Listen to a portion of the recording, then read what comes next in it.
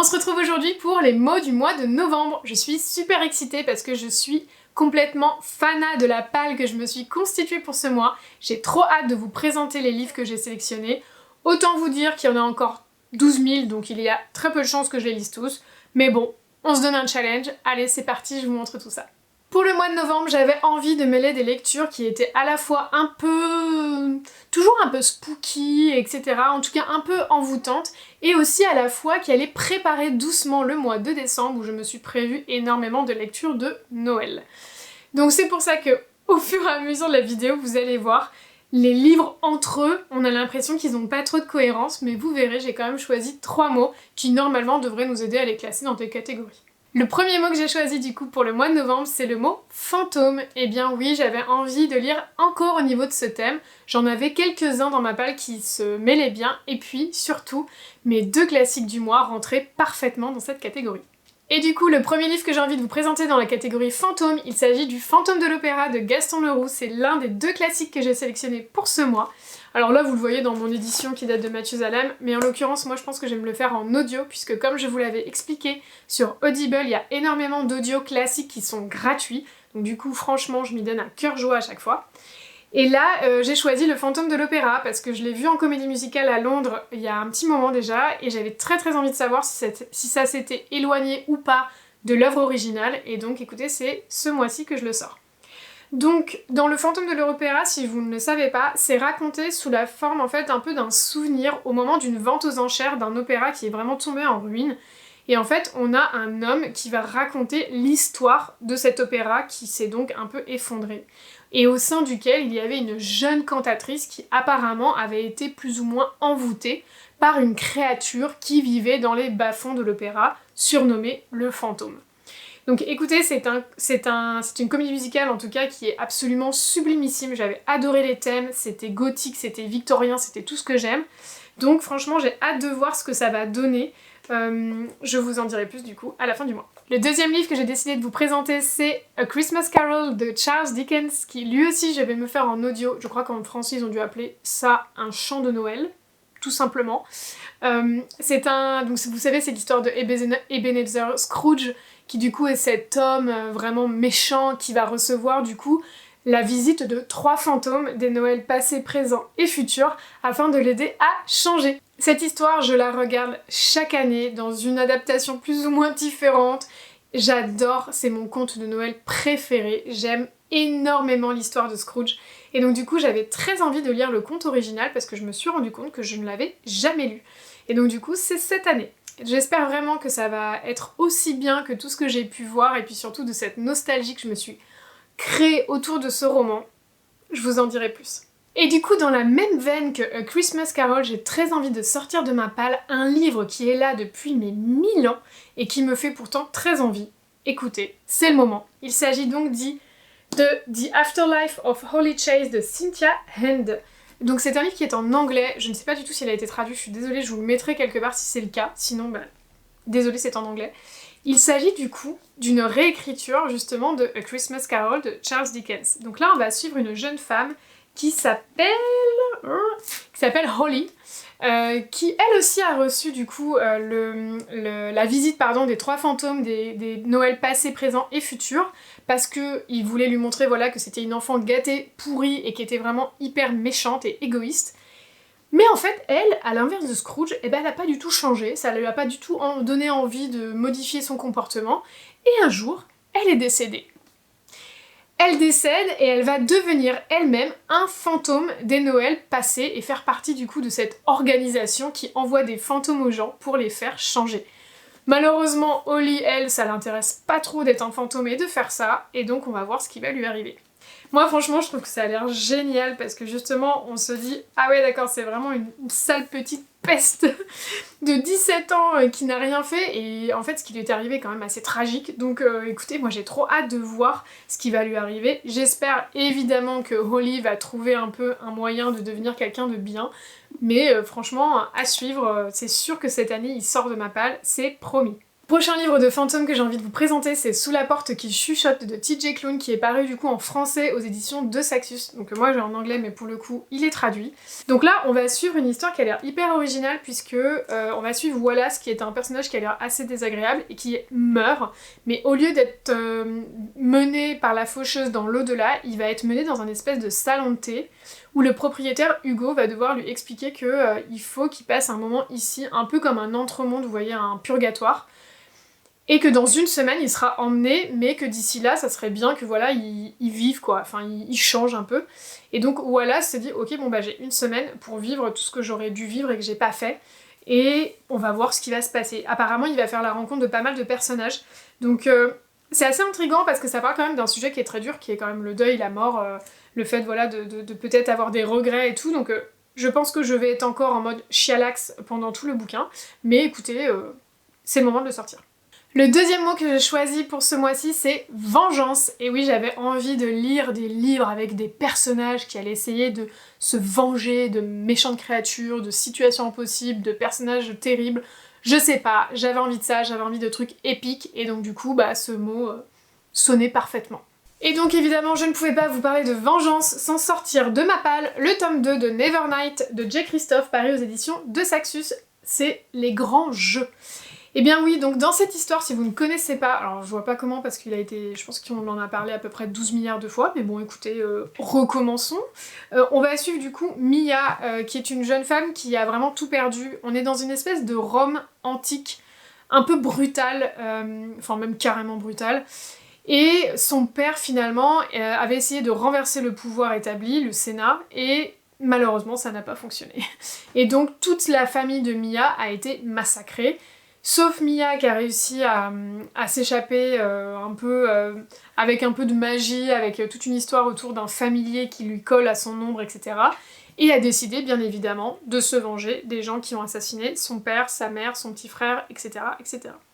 Donc écoutez, c'est génial. C'est un roman, donc du coup c'est une saga en 3 tomes qui sont tous les 3 sortis, qui sont tous les 3 traduits, pardon. Donc franchement vous avez aucune raison de pas vous y atteler. Sachez néanmoins que ce sont des grosses pavasses et que moi je trouve, parce que là je suis en train de lire le 2 donc je peux vous en parler déjà, je trouve quand même que c'est des romans qui passent très vite par moment et après il y a des longueurs et après ça reprend et ça passe à nouveau très vite. Donc je trouve que voilà, il a une construction de Jay Kristoff sur cette saga qui est un petit peu similaire. Néanmoins c'est ultra bien. C'est ultra drôle parce que, bah, encore une fois, c'est Jay Kristoff, donc du coup, c'est une plume ultra acérée. Vous savez, c'est vraiment cet humour un peu acide qui est vraiment super cool. Mia, c'est l'héroïne badass par excellence. Et dans le tome 1, elle va rejoindre du coup une école pour devenir un assassin sans scrupules. Et donc forcément, on a ce côté, vous savez, un peu comme d'habitude, là, le côté tournoi, le côté école, académie, nanana, qui fait que ça passe en 5 minutes et qu'on est là à la fin, ah ouais, non mais attends, je t'explique, là, il me faut la suite. Donc voilà, donc moi c'est ce qui s'est passé avec le tome 1, là je vais sortir le tome 2, comme vous pouvez le voir, j'en ai pour un petit moment, donc j'avais déjà commencé à le lire il y a un petit moment, et là je me suis dit allez, je me le finis. Donc je vous dirai ce que j'en ai pensé. Ensuite évidemment dans la série Vengeance, j'avais envie de sortir God Killer de Anna Kanner, qui est sortie aux éditions de Saxus. Là on va suivre Kisen, qui a pour habitude de tuer des dieux. Bah oui, rien que ça. Il semblerait que les adorateurs d'un des dieux en fait aient assassiné toute sa famille, et donc du coup pour se venger, bah elle tue tous les dieux. Voilà. Jusqu'au jour où elle fait la rencontre d'un dieu qui est amnésique, mais dont la vie est apparemment liée à celle d'une petite fille. Et donc, elle va se mettre en tête de les aider afin de pouvoir briser ce lien et de pouvoir kill le dieu, quoi. Donc écoutez, ça a l'air super cool. En plus, apparemment, ils vont, enfin, sur leur chemin pour, permettre à ce dieu de se libérer de cette jeune fille ou de cette petite fille, on sait pas trop. Elle va faire la rencontre de plein de personnages qui ont l'air vraiment haut en couleur. Il semblerait que ça soit une saga, parce que je crois qu'il y a déjà le tome 2 qui est déjà sorti et qui est déjà traduit. Donc, écoutez, à suivre. Mais moi, il m'intrigue trop. Et franchement, juste, est-ce qu'on peut se parler mais de la beauté de ce livre? Alors, franchement, c'est trop canon. Donc j'avoue que moi, c'est un petit peu ça qui m'a fait craquer. Et je me suis dit, bah si celui-ci, je le lis pas en automne, j'aurais certainement loupé un peu le coche. Le deuxième livre que j'ai envie de vous présenter, c'est A Lesson in Vengeance de Victoria Lee. Alors je sais pas pareil s'il a été traduit. Si c'est traduit, de toute façon, je vous mets les petites photos des livres dans leur traduction, comme ça vous verrez. Ça a l'air super cool, mais ça a l'air d'être un peu Dark Academia. Et moi je vous dirais que dans les lectures que j'ai fait en octobre, je me suis rendu compte que Même si l'ambiance Dark Academia est assez cool, souvent je suis assez déçue par l'exécution des romans, et du coup, j'ai envie de le sortir, parce que l'histoire a l'air bien, mais en même temps, j'y vais un peu à reculons, bref. Trêve de blabla, je vous raconte de quoi ça parle. Donc du coup on suit dedans Felicity qui était dans un lycée un peu chelou qui apparemment est hanté par des sorcières qui s'étaient laissées happer par la magie noire. J'ai envie de vous dire normal. Et elle a perdu sa petite amie qui était dans le lycée avec elle. Donc pourquoi, comment, on sait pas trop. Et un jour elle va faire la rencontre du coup d'une nouvelle nana qui arrive dans l'école qui s'appelle Elise, qui est une romancière à succès à 17 ballets. Pareil, normal, et qui va dire à Felicity est-ce que tu veux pas m'aider à faire des recherches sur les sorcières fantômes chelous là, parce que j'ai envie d'écrire mon nouveau roman sur ce thème. Felicity elle est genre je crois pas, non, mais au final elle va quand même l'aider parce qu'elle se dit bah en fait j'aimerais bien que celle-ci finisse pas comme mon ancienne petite amie parce que j'en aurais bien fait ma nouvelle petite amie.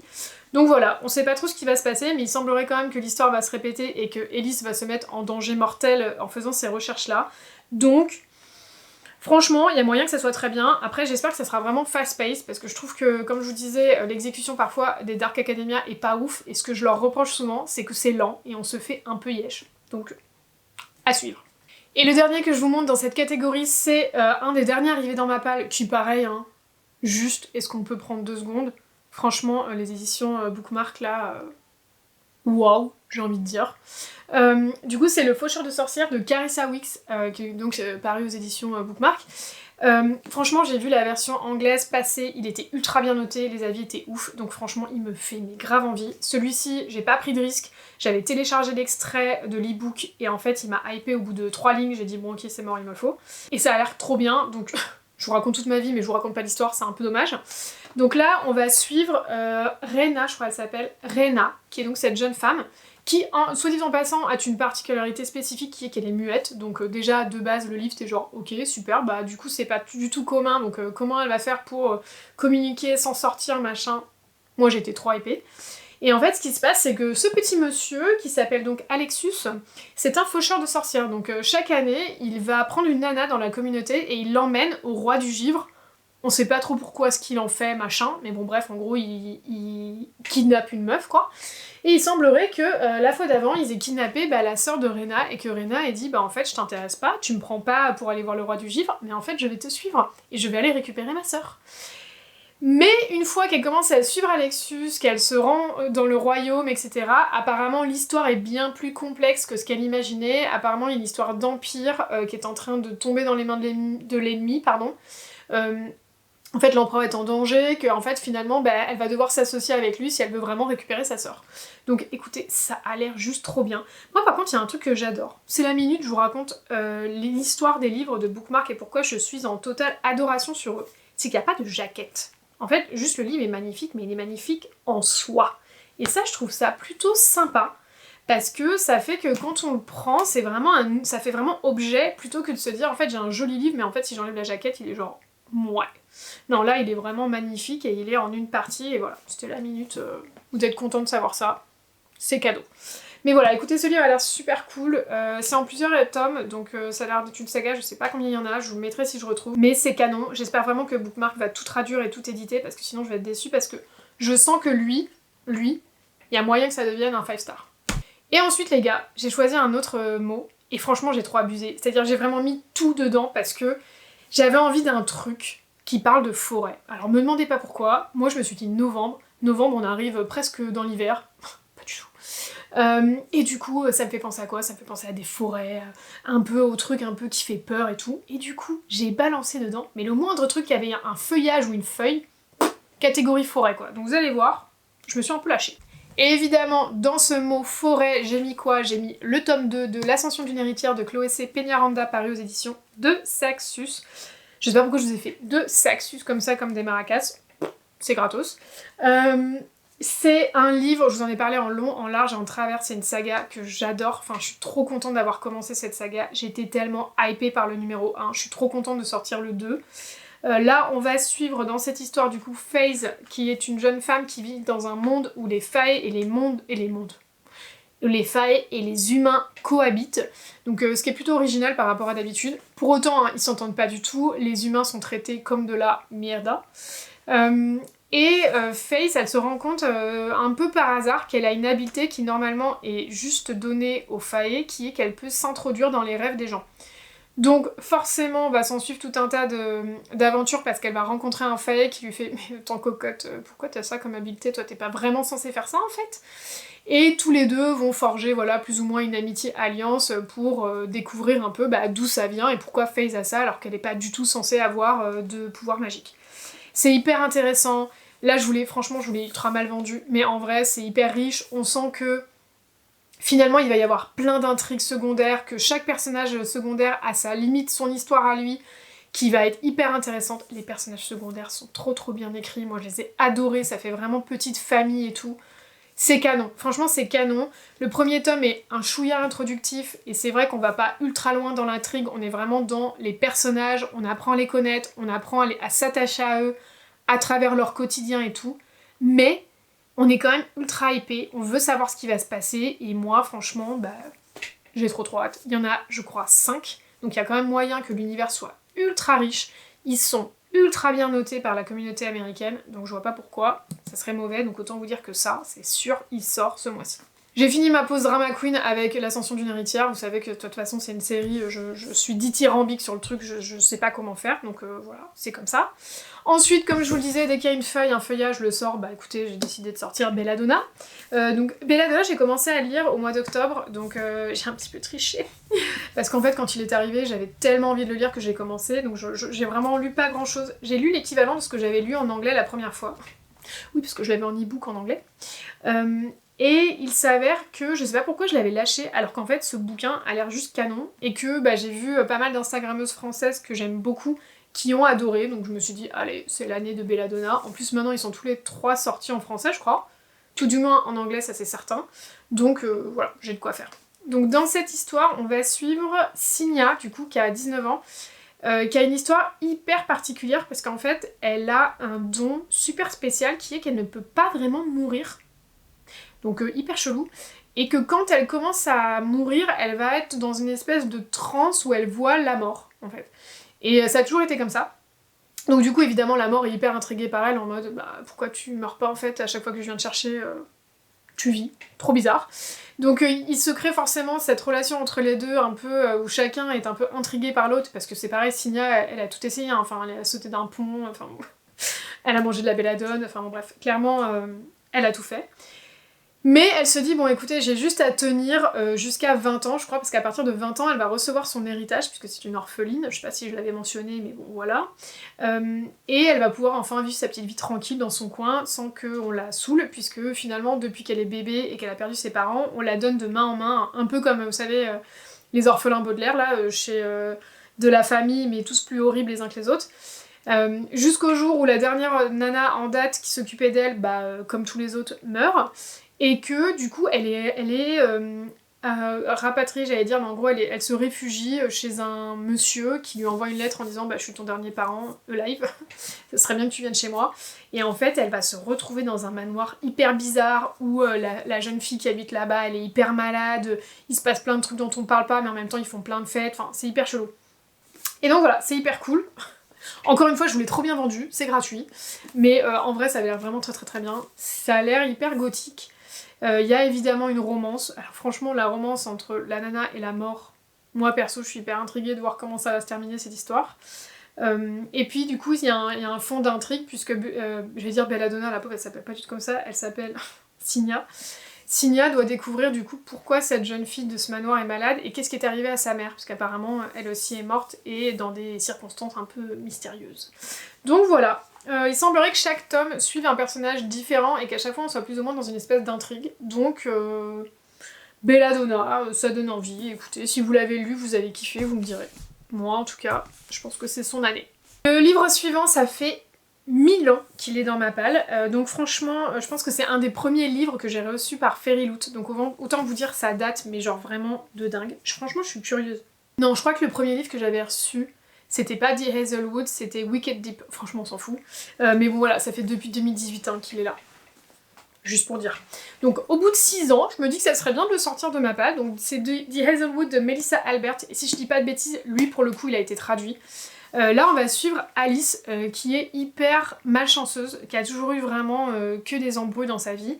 Et on va continuer puisqu'en fait sa grand-mère décède et que sa mère est enlevée. Mais il semblerait que sa mère soit enlevée par l'une des créatures des livres qu'écrivait sa grand-mère, puisque sa grand-mère avait l'air d'avoir une imagination débordante et écrivait beaucoup de contes un peu funestes. Et il semblerait qu'elle habitait à côté de The Hazelwood, donc une forêt magique, et que toutes les créatures finalement des romans de sa grand-mère viendraient de là, et ce serait a priori là que sa mère a été enlevée. Donc Alice se dit bah allons-y. Donc franchement ça a l'air hyper terrifiant en vrai. Mais ça parle d'une forêt, donc là pour une fois on est vraiment dans le thème, il n'y a pas juste un petit feuillage ou une petite plante. Après, écoutez, les avis étaient pas dinguissimes sur le bouquin, apparemment c'était pas mal, mais c'était assez lent, c'était pas ultra bien exécuté, donc écoutez, je me dis bon, plutôt que de le garder pendant 1000 ans, si au final il est pas dingue, autant le sortir, donc voilà. Je lui donne sa chance cette année, sinon bah écoutez, il ira dans une autre maison. Ensuite j'ai trop abusé, j'avoue. Je vous préviens, sur les 2 prochains graphiques j'ai abusé. J'ai fait ouais, non mais si quand même, donc j'ai décidé de sortir Lightfall, le tome 2. L'ombre de l'oiseau de Tim Probert qui est paru aux éditions Gallimard bande dessinée, donc c'est plutôt un roman jeunesse. Pourquoi la forêt? Franchement parce que dans le tome 1 ils étaient tout le temps dans la forêt limite. Voilà, c'est gratos, mais j'avais tellement envie de le sortir. Il y avait un côté un peu épique, il y avait quand même un côté un peu, je sais pas, l'ambiance me faisait penser forêt et tout machin, pour le côté un peu, les deux sont en randonnée sans fin à travers des mondes et tout. Voilà, c'est mes catégories, si j'ai envie de tricher, c'est mon problème, et donc du coup j'avais envie de sortir Lightfall, donc je l'ai sorti. Dans cette histoire, on va suivre du coup Béa et Cad, qui sont 2 petits personnages, donc Béa c'est la jeune fille, et Cad c'est le Galdurien, cette créature un peu bizarre, mais qui est extrêmement mignonne. Et en fait, il y a le grand-père de Béa qui a disparu et qui lui a laissé une note super bizarre, et donc elle va se lancer à sa poursuite, et elle va rencontrer du coup ce Galdurien qui lui aussi était venu voir le grand-père, en quête de réponse par rapport à une intrigue de fond hyper intéressante. Donc franchement, trop canon.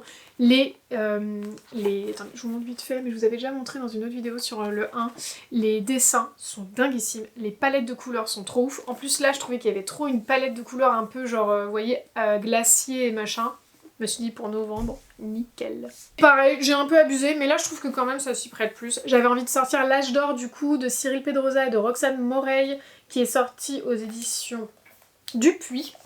C'est un gros bébé, je vais le poser parce qu'il est très lourd. C'est un roman graphique qui va suivre une histoire assez médiévale, puisqu'on est dans une histoire d'un monde en fait où un royaume, le roi est décédé.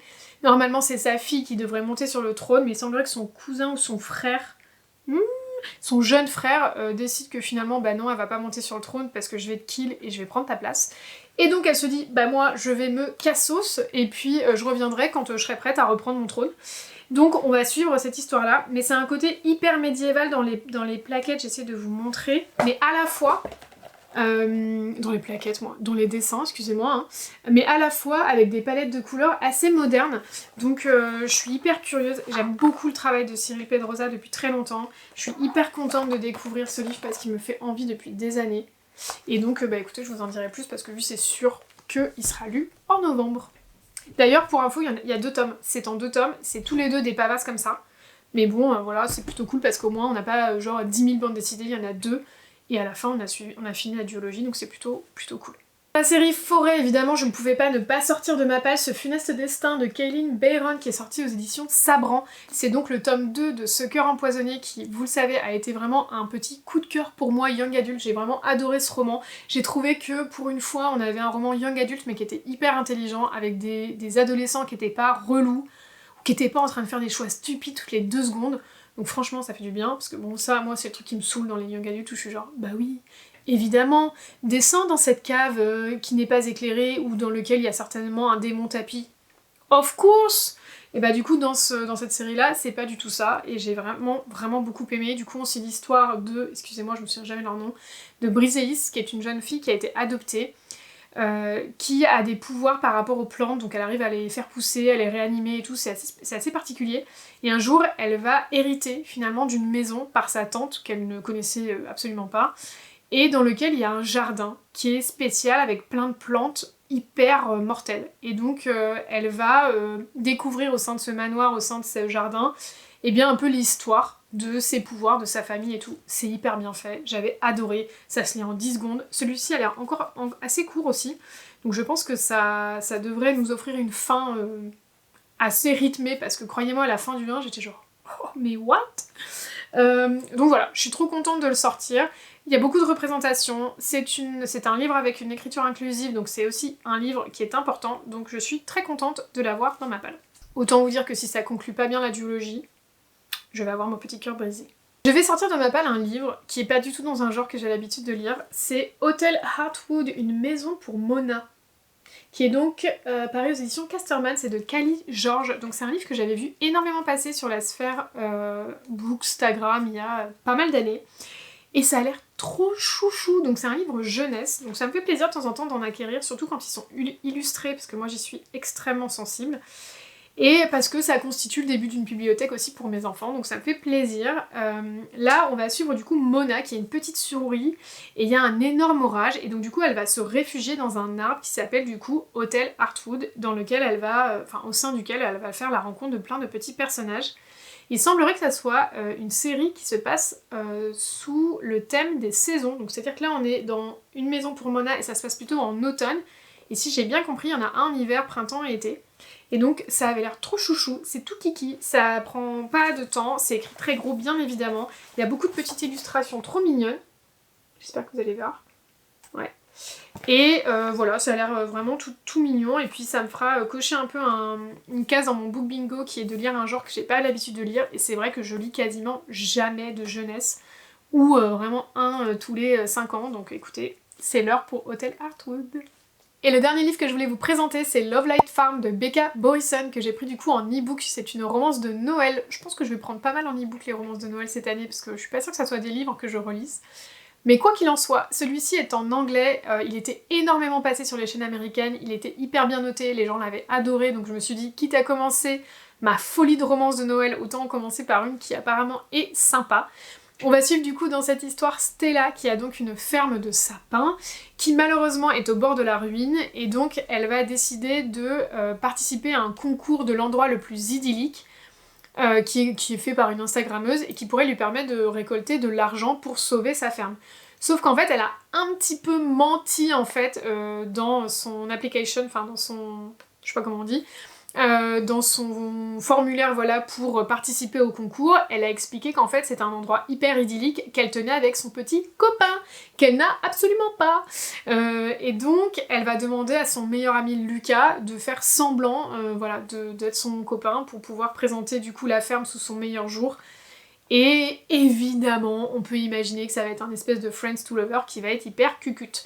Donc je vous en dirai plus. Moi c'est clair qu'au fur et à mesure, je dois mettre de plus en plus de romances dans mes palles parce que j'adore en lire, j'adore en écouter, et donc il y a moyen que quand même se glisse pendant le mois des romances qui n'étaient pas prévues dans la palle initiale. Et voilà pour ma palle du mois de novembre. Si certains livres vous font envie, ou si certains vous les avez lus, vous les avez trouvés super ou complètement horribles, dans les deux cas, n'hésitez pas à me lâcher un petit commentaire, ça me fera très plaisir. Ou mettez-moi sinon un emoji de petit sapin, ça me fera tout autant plaisir. Quoi qu'il en soit, je vous souhaite de passer de magnifiques lectures en ce mois de préparation des fêtes de Noël. Et je vous dis à très bientôt pour une nouvelle vidéo. Bye bye!